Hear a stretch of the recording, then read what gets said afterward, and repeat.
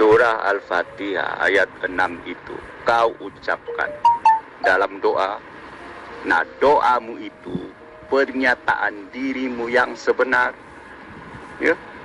Apabila engkau menyatakan, tunjukilah kami jalan yang lurus, pengertiannya kau berada di jalan yang sesat saat itu. Oh gitu ya. Jadi doa yang ada di dalam gereja yang mengatakan Bapa di surga kuduskanlah namamu. Berarti itu artinya namanya Bapa itu tidak kudus ya. Begitu ya? Tidak kudus lalu minta dikuduskan. Begitu ya Rematon? Nah begini Zuma, kau itu seradak seruduk ayat tanpa kau mengerti. Nah kata Bapa kami yang di surga, dikuduskanlah namamu. Nah kata dikuduskanlah namamu, pengertiannya adalah pengakuan orang yang mengucapkan bahwa nama Tuhan itu kudus. Ini pengertiannya. Itu sebab di ayat seterusnya, ya, datanglah kerajaanmu, jadilah kehendakmu di bumi seperti di surga. Mengapa disebut datanglah kerajaanmu, jadilah kehendak? Sebab nama Tuhan diakuinya sebagai kudus. Nenekmu kiper. Kalau Al-Fatihah kamu terjemahkan sesuai yang kamu mau. Giliran kitabmu diterjemahkan sesuai dengan kemauanmu, kamu mutar kayak gasing kamu. Di situ kan jelas, Bapa kami yang di surga, dikuduskanlah namamu. Apa bedanya coba? Tunjukilah kami jalan yang lurus. Minta jalan yang lurus artinya agar ditunjukkan manusia itu agar dia tidak berpaling kepada jalan kesesatan. Apa jalan lurus itu? Ihdinas siratal mustaqim, siratal ladzina an'amta 'alaihim. Yaitu jalan orang-orang yang diberi nikmat. Siapa mereka yang diberi nikmat? Mereka yang taat perintah Tuhan dan menjauhi larangan Tuhan. Itulah mereka nikmat keselamatan. Lah di dalam kitabmu, ya, berikanlah kami pada hari ini makanan, ya, yang cukup. Apa kamu nggak pernah cukup? Setiap hari kau harus minta makan, setiap berdoa pasti minta makan, minta waras, ya, itu lebih penting. Paham? Saya sudah beritahu Jamalia, kata tunjukilah kami jalan yang lurus. Jalan di situ pengertiannya umum, yaitu situasi hidupmu saat itu. Ya? Mengapa saya katakan situasi hidupmu saat itu, pengertian jalan itu? Sebab jalan itu dikaitkan dengan situasi hidup para nabi terdahulu. Ya.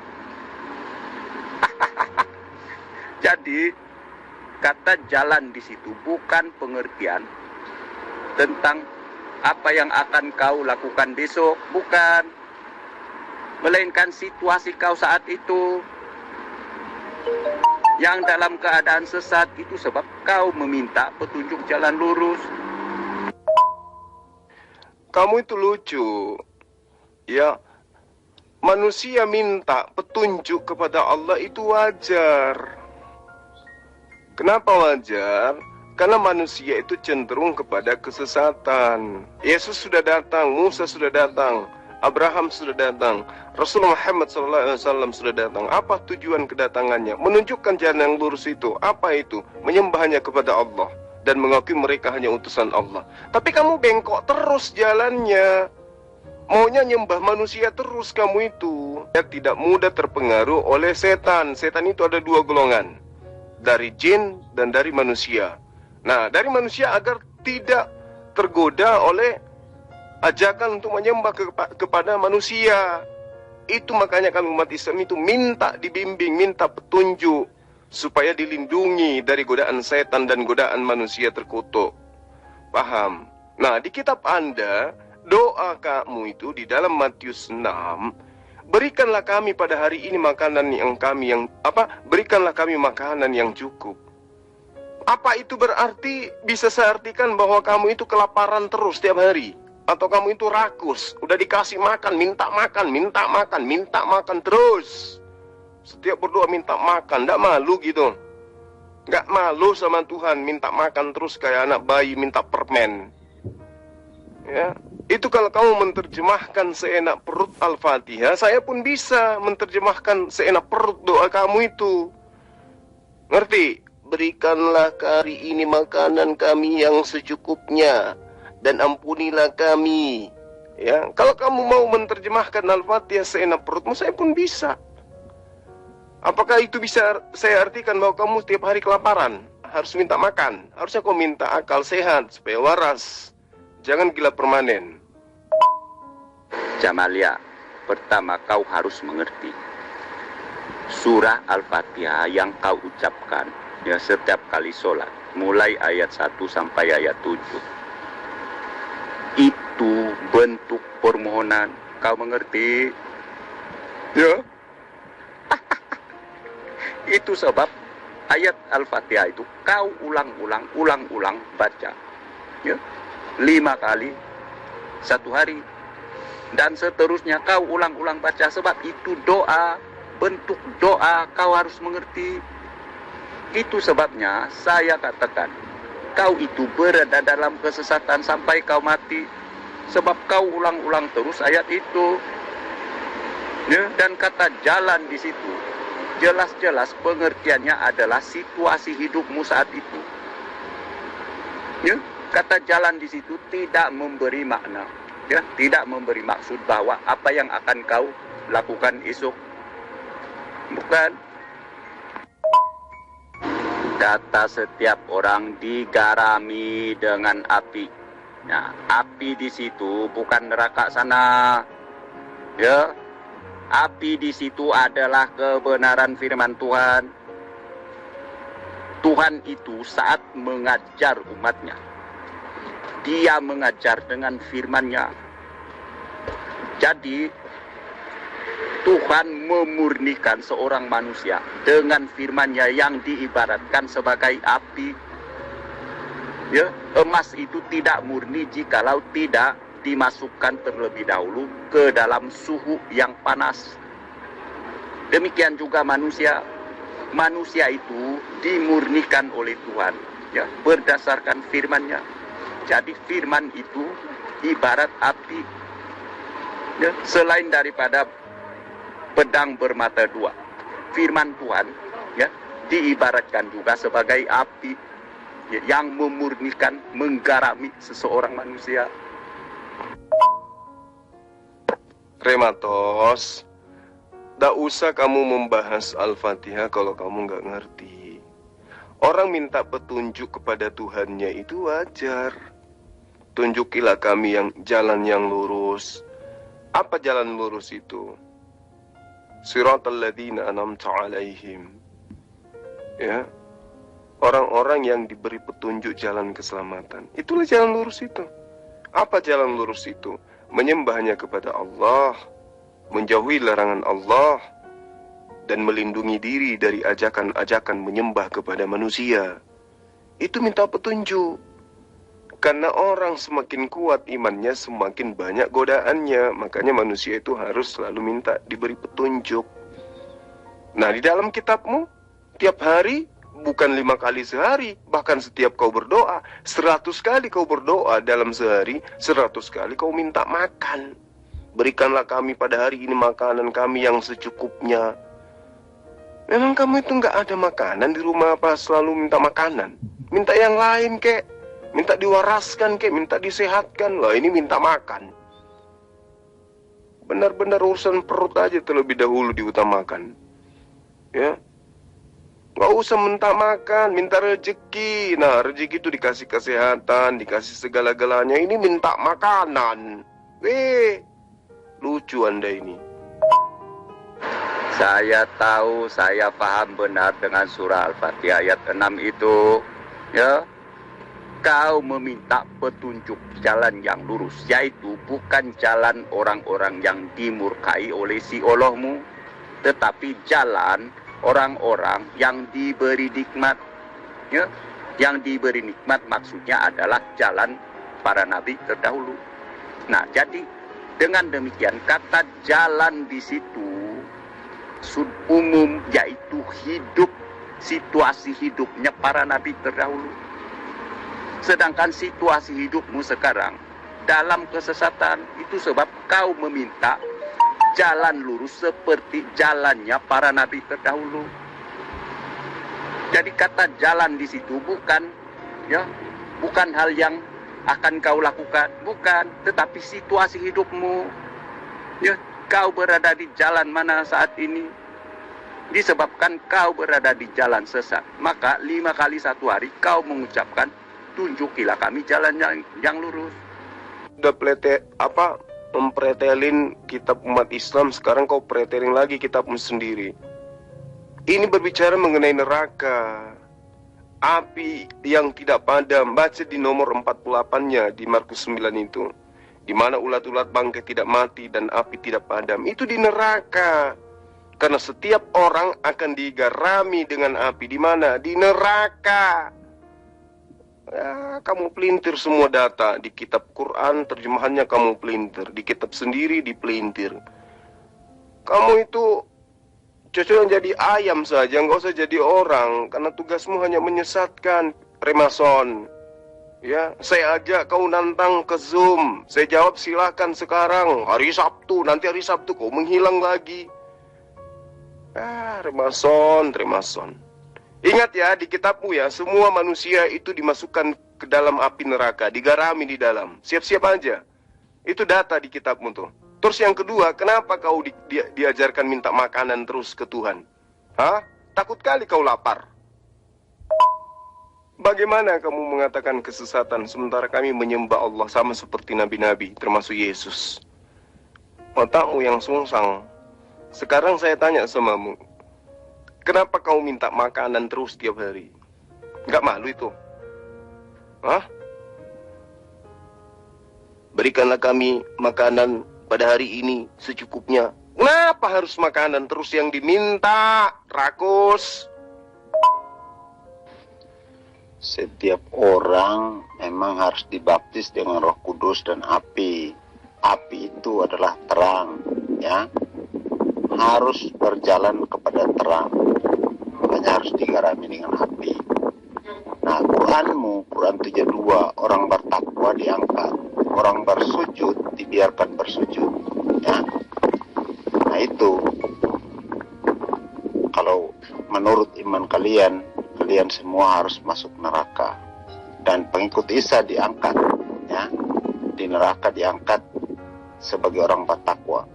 Quran 3 ayat 55. Dan pengikut Muhammad dibiarkan berlutut di neraka. Quran Maryam 72. Ya, pengikut Isa diangkat, berarti kami. Orang bertakwa berarti kami. Lah kamu pengikut Isa. Kamu itu penyembah Isa. Pengikut dan penyembah itu beda. Belajar lagi ya. Kirain bisa bantu Remason, tak taunya sama aja. Sekarang saya tanya samamu, kok kalian itu rakus sekali ya? Kok rakus? Mintanya kok makanan terus? Kenapa nggak diajarin minta sehat, minta umur panjang, ya, minta diwaraskan otaknya biar nggak nyembah manusia? Kenapa nggak minta itu? Kenapa harus makanan sih? Hah? Takut kali kalian lapar. Nah, Jamalia, orang Kristen ada harapan masuk surga. Ini saya beritahu Anda. Dan dipastikan oleh Yesus, barang siapa yang percaya kepadanya tidak akan binasa, melainkan beroleh hidup yang kekal. Ya, saya bacakan kepada Anda. Saya hafal ayat ini, ya. Ayat Yohanes pasal 3 ayat 16. Ya, bunyinya begini, Yesus mengatakan, karena begitu besar kasih Tuhan akan dunia ini, sehingga Ia telah mengaruniakan anaknya yang tunggal, supaya setiap orang yang percaya kepadanya tidak binasa, melainkan beroleh hidup yang kekal. Nah, orang Kristen ada harapan masuk surga. Ya. Sebab, jikalau menurut ayat Al-Quran, Hanya pengikut si Isa yang tidak disebut kafir. Begini Zuma, doa Bapa kami itu tidak sama dengan surah Al-Fatihah. Sebab apa? Surah Al-Fatihah jelas-jelas memberitahu bahwa si pengucapnya berada dalam kesesatan. Ya, kata tunjukilah kami jalan yang lurus. Ini memberi pengetahuan, memberi pengertian bahwa pengucapnya berada dalam jalan kesesatan. Itu jelas. Station semua, ya. Saya pakai handphone, ya, handphone pun tak cukup jas. Ya sama kalau saya artikan, ya, benar-benar dalam kitab itu orang kelaparan minta makan. Kenapa kau ragu sekali? Kenapa kau hanya bisa minta makan? Minta yang lain apa? Minta waras, minta ganteng. Kenapa nggak minta itu? Kok minta makan? Apa bisa saya artikan seperti kau memahami kitab saya? Kau minta makan karena kau kelaparan, iya kan? Ya, lapar kan? Makanya berapa nomor rekeningmu? Sini saya kirim. Nah, harusnya kau minta sama Tuhan handphone, jangan kau minta makan. Ya, berikanlah kami makan pada hari ini. Kok makanan terus yang kau minta? Minta handphone. Ya. Atau minta kesehatan, minta panjang umur, minta diwaraskan. Itu lebih penting. Oh, minta makan. Kalau kamu artikan Al-Fatihah seperti itu, saya pun bisa mengartikan kitabmu seperti yang kamu mau. Kau minta makan karena kau sedang kelaparan. Kau artikan kami minta petunjuk, jalan lurus karena kau katakan kami dalam keadaan tersesat. Kalau kami sesat berarti kami menyembah manusia dong. Sama seperti kamu. Apa yang dilakukan oleh Yesus sebagai seorang Muslim, itu yang kami lakukan. Meski beda syariat, tapi akidah kami itu sama. Menyembah kepada Tuhan yang sama. Sementara kamu, ayo. Ya, jadi harusnya kau itu minta jalan yang lurus, bukan minta makan. Yohanes 14:6. Yesus mengakui, akulah jalan dan kebenaran dan hidup. Tidak seorang pun yang datang kepada Bapa tanpa melalui aku. Ya. Itu sebab Yesus menyatakan, karena itu pergilah, jadikanlah semua bangsa muridku, dan baptislah mereka dalam nama Bapa dan Anak dan Roh Kudus. Dan ajarlah mereka melakukan segala sesuatu yang telah kuperintahkan kepadamu. Dan ketahuilah, aku menyertai kamu senantiasa sampai kepada akhir zaman. Ya. Yesus memerintahkan supaya para murid, ya, memberitakan keselamatan tentang dia. Dan orang yang percaya dibaptis. Ya. Kemudian diajarkan segala ajaran Yesus. Sebab Yesus adalah jalan itu. Kabar baik itu, Injil itu adalah Yesus itu sendiri. Ya, sedangkan kau meminta petunjuk jalan yang lurus. Nah, kami orang Kristen sudah memberikan jawab bahwa Yesuslah jalan lurus itu. Tapi kau tidak percaya.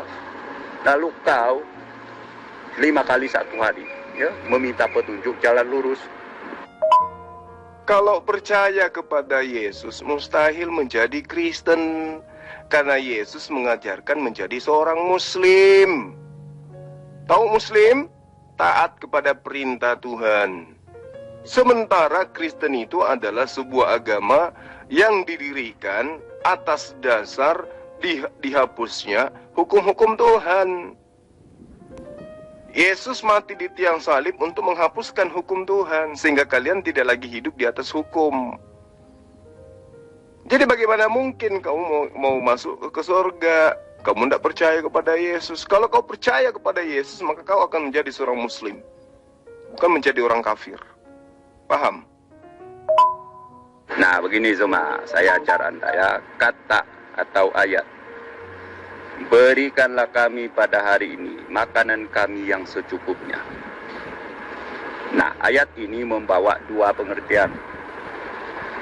Bagi orang miskin, mengucapkan ayat ini memang memberi pengertian meminta makanan. Ya.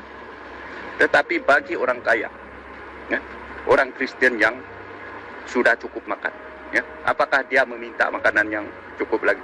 Tidak.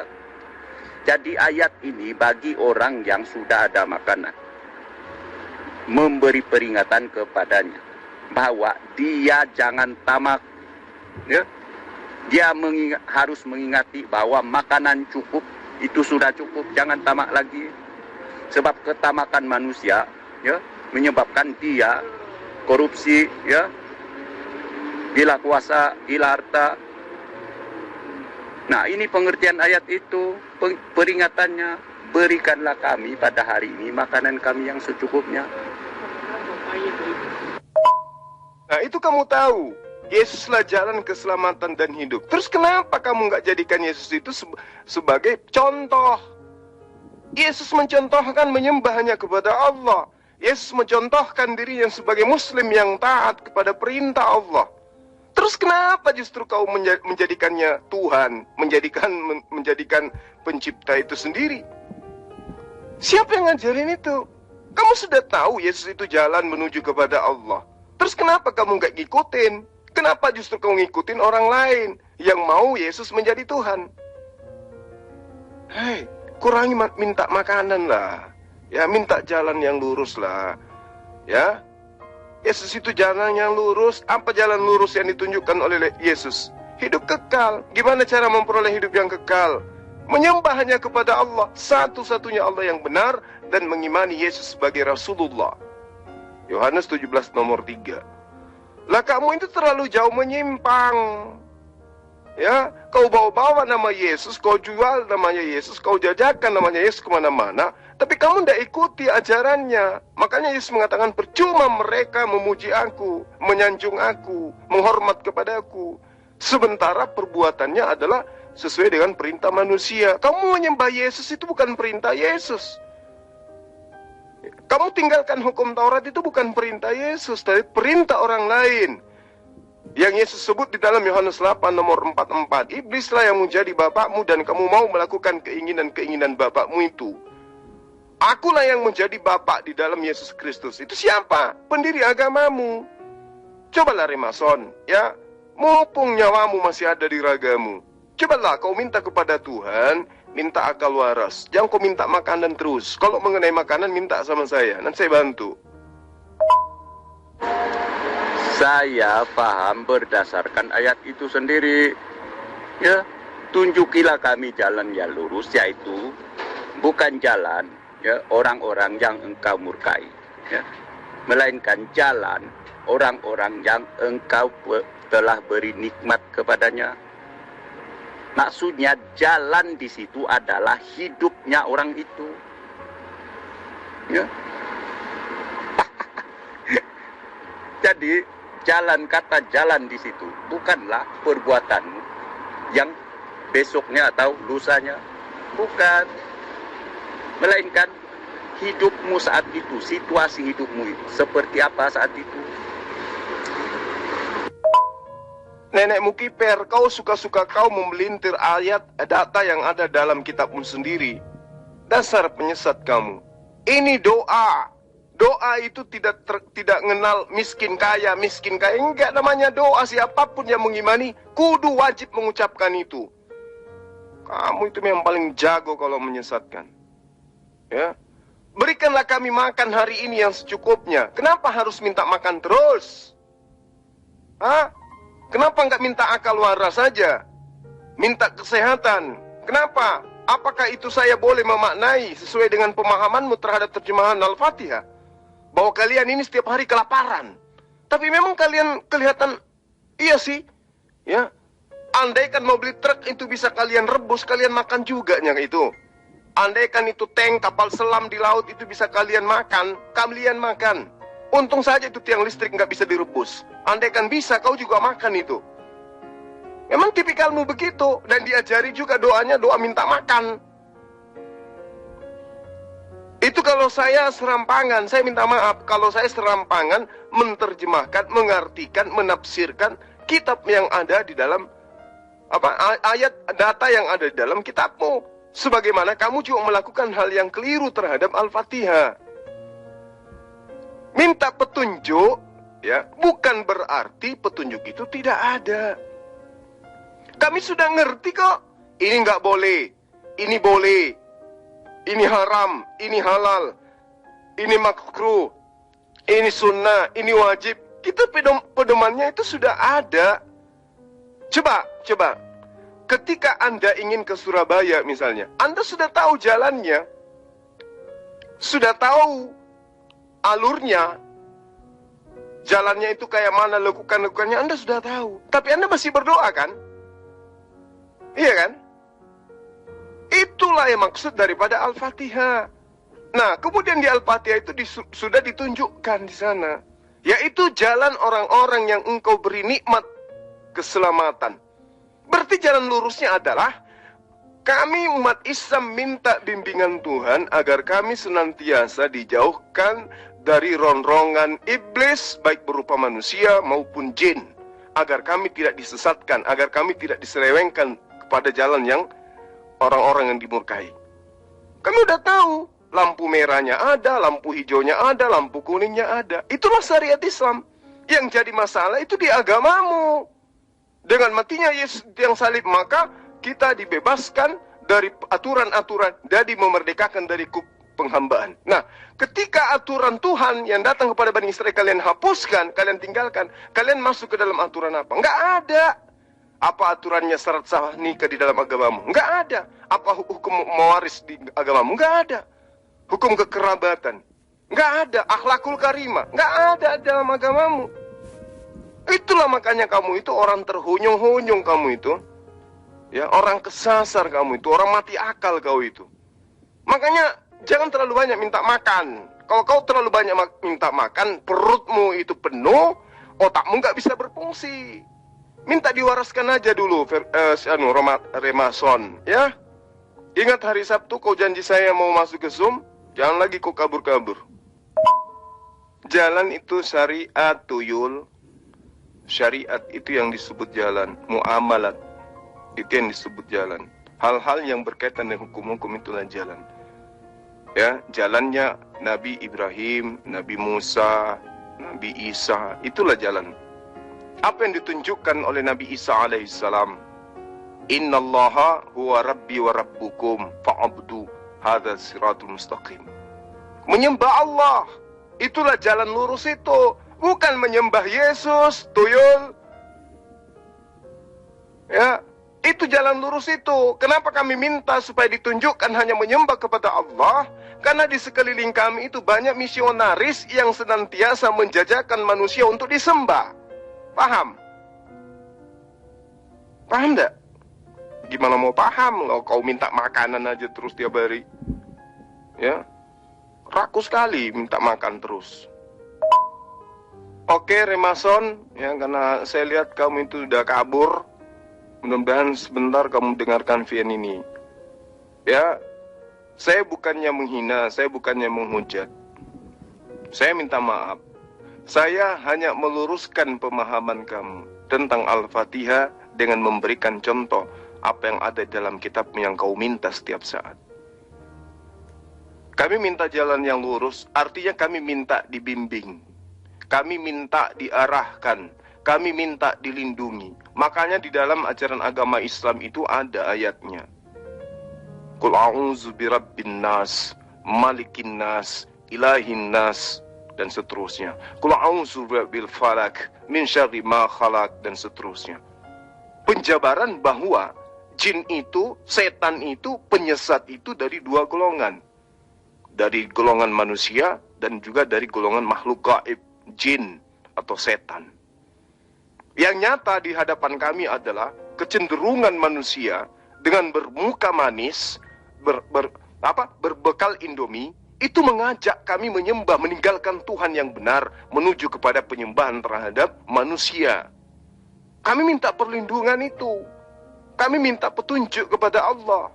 Kenapa? Karena kelicikan daripada setan, baik yang berupa manusia maupun yang jin itu sangat-sangat halus cara menggodanya. Paham? Segala upaya dilakukan untuk menyesatkan manusia.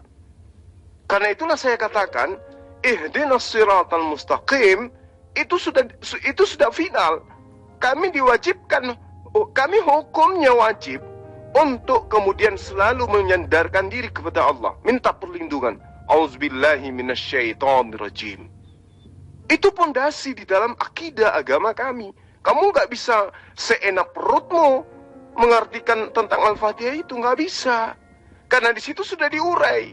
Bahkan kalau lebih jauh Anda belajar, di Al-Quran itu sudah sangat jelas dikatakan bahwa Rasulullah Isa alaihi salam pun mengajarkan hal yang sama. Ya, innallaha, sesungguhnya Allah, huwa, dia itu, Rabbi, Tuhanku, Rabbu, ya, dan Tuhanmu, Rabbuka.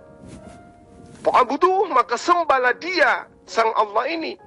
Penyembahan terhadap Allah dan pengakuan bahwa Isa adalah utusan Allah, itulah jalan lurusnya. Jalan bengkok, jalan kesesatan orang-orang yang dikutuk adalah mereka yang menduakan Allah dan menjadikan Allah itu sebagai Tuhan di antara tiga Tuhan. Itu yang kami nggak mau, makanya minta untuk selalu ditunjukkan. Itu yang perlu kamu pahami. Nah, kalau Anda tetap ngotot mengatakan itu, maka saya pun bisa menafsirkan data yang ada di dalam kitab Anda. Dan faktanya Anda kelimpungan. Doa minta makan itu hanya untuk orang yang miskin, bukan untuk orang yang kaya. Nenekmu kiper lah. Itulah saya katakan kamu itu penyesat. Karena memang Yesus sudah menerangkan di dalam Matius 25 nomor 15, ya, Matius 23 nomor 15, bahwa orang ahli kitab, ya, orang Farisi, orang munafik yang sesama dengan Yesus itu sudah dinubuatkan akan menyeberangi lautan, menjelajahi daratan dan seterusnya untuk mendapatkan pengikut, dan pengikutnya itu 2 kali lebih jahat dari mereka. Jadi orang Farisi, ahli kitab, orang munafik itu akan mendapatkan pengikut, dan pengikutnya 2 kali lebih jahat dari mereka. Dan Anda adalah yang dimaksud. Makanya kerjaan Anda itu menyesatkan terus. Anda menyesatkan terjemahan Quran, Anda menyesatkan terjemahan kitab Anda sendiri. Saya katakan kepada Anda, ya, di dalam Markus 9 yang saya terangkan kepada Anda tadi itu, setiap manusia akan digarami dengan garam api. Paham? Artinya Anda nanti akan masuk ke dalam neraka. Paham itu ya? Dan Anda akan diusir oleh Yesus. Kenapa? Karena Anda menjadikannya sebagai Tuhan, sementara kata Yesus, ya, yang selamat itu hanya yang melakukan kehendak Bapa yang ada di surga. Kamu menyembah Yesus itu ajaran siapa? Yesus pernah mengajarkan. Yesus menginginkan agar dirinya disembah. Bukan, tidak bukan. Nah, karena itu Remason, kamu belajar lagi, ya. Saya rasa kamu itu masih bisa sembuh. Masih ada harapan sembuh. Kalau kamu itu selalu berdialog dengan saya, utamanya di Zoom. Ingat, hari Sabat, hari Sabtu, saya tunggu kamu ya. Jangan sampai kau kabur lagi.